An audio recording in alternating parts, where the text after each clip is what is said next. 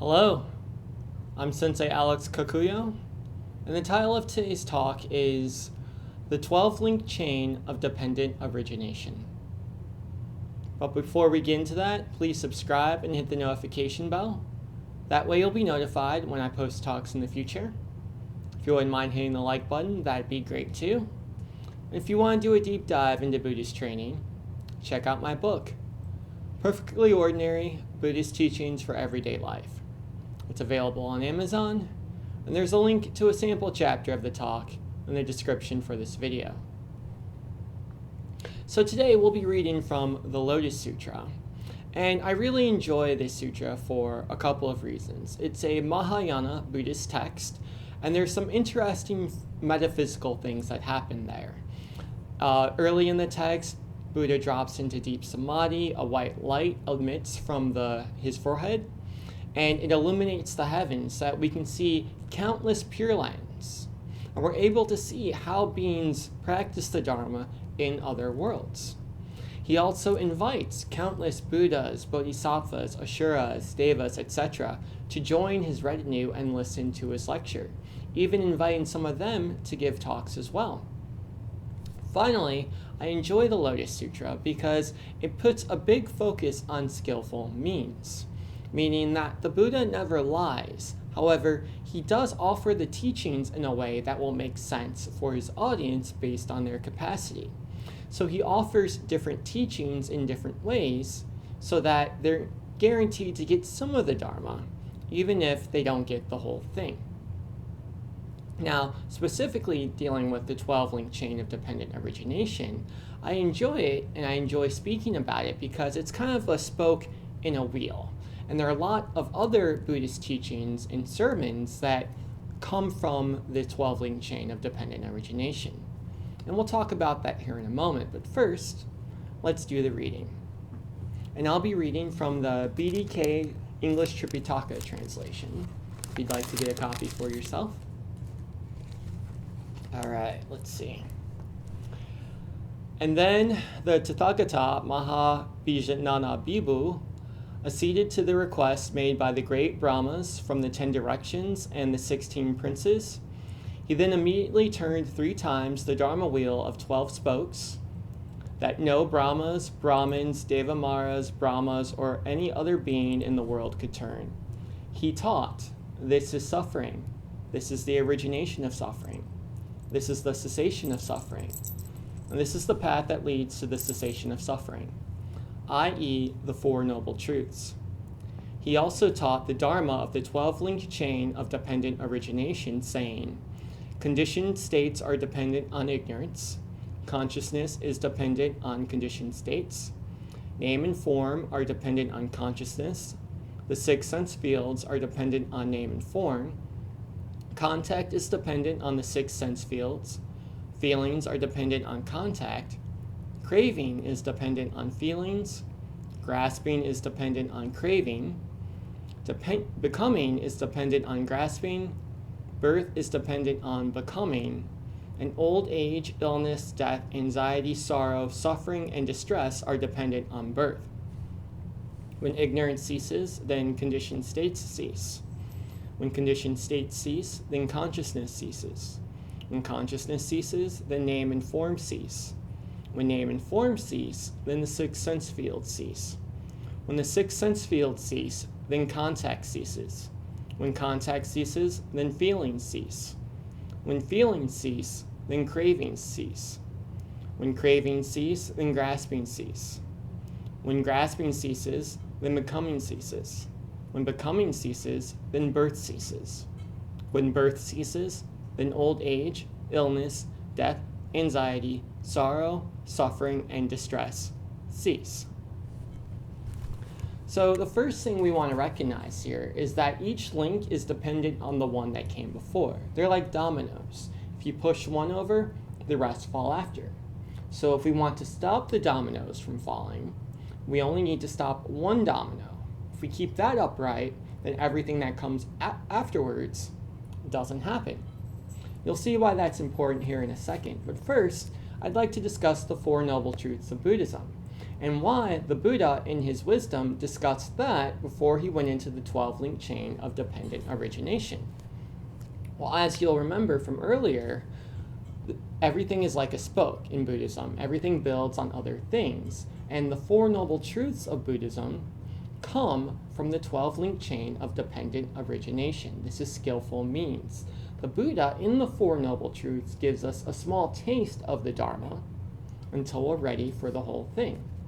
So, for example, the first Noble Truth says life is suffering. Well, where does that come from?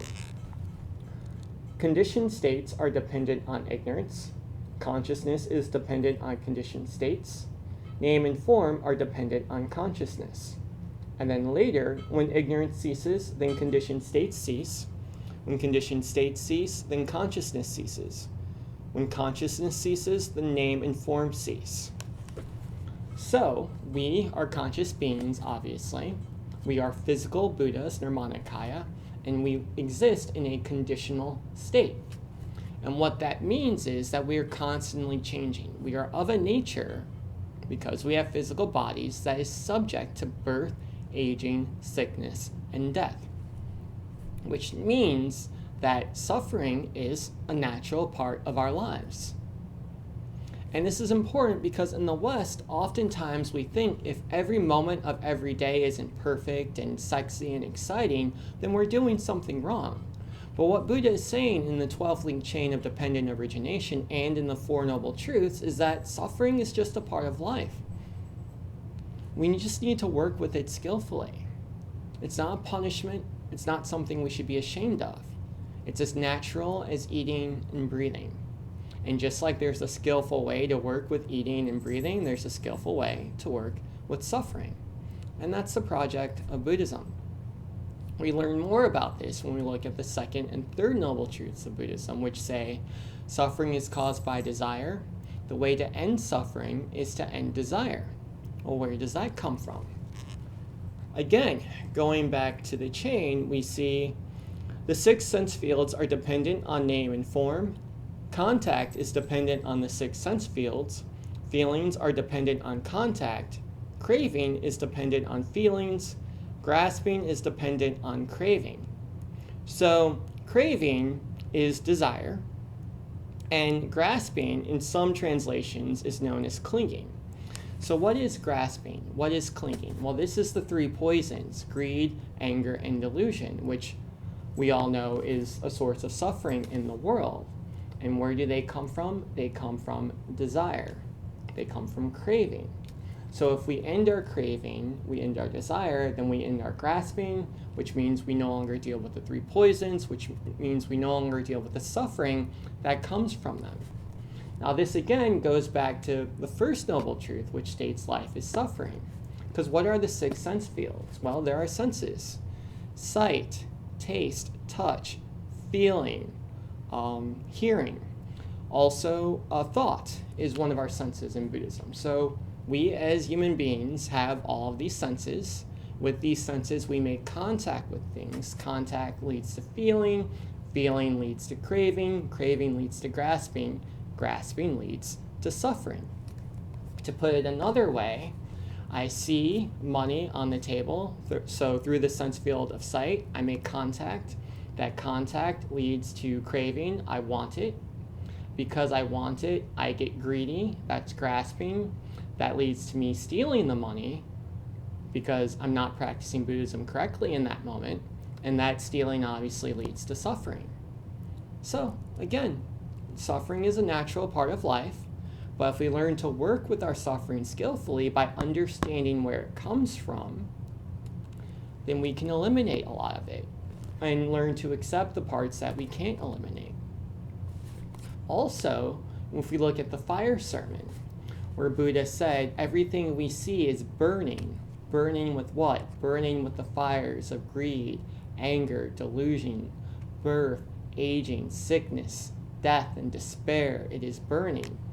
What did he mean by that? Again, he was going back to the 12-link chain of dependent origination, the 6 sense fields. We see things, and that continues the chain. So what do we do about this? Well, One thing is the practice of meditation. Remember, thought is one of our senses.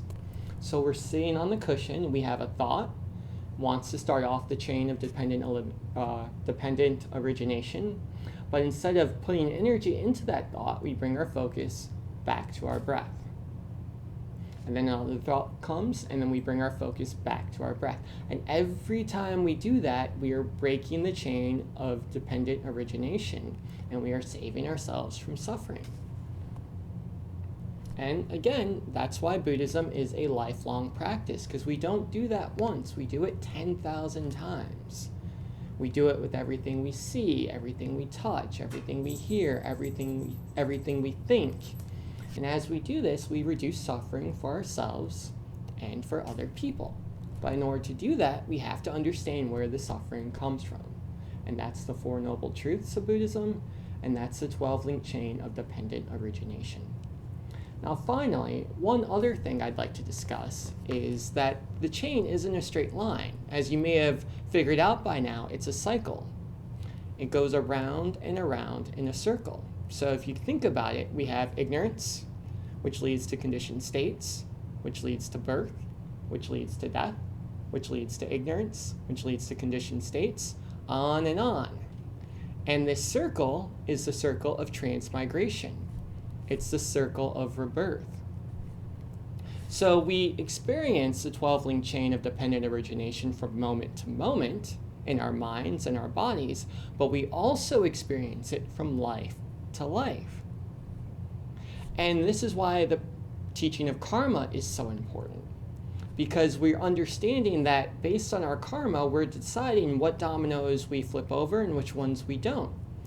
In the same way that we can choose to not give in to our craving, our desire, and thus save ourselves suffering, we can choose to live this life in a way that creates less suffering for us in our next life. To put it another way, people often think that we're being punished by our karma, but it's not punishment. If I touch a hot stove, I'm not punished when I'm burned. That's just what happens when I touch a hot stove. Similarly, if I live this life and give in to my greed, give in to my anger, give in to my delusion, what happens is I create the conditions for my next life to be filled with those things. If you behave like an animal enough, you'll become an animal. If you live a life of greed long enough, you'll be reborn a hungry ghost. There's no punishment, it's simple cause and effect. So once again, the teaching of karma comes from where? The 12-link chain of dependent origination.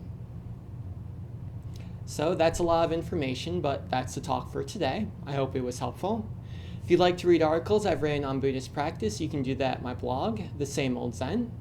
And if you'd like to continue the conversation on the 12-link chain of dependent origination or other things, please leave a comment in the comment section below. I love hearing from you guys, and I promise I'll respond. So until next time, Amitabha.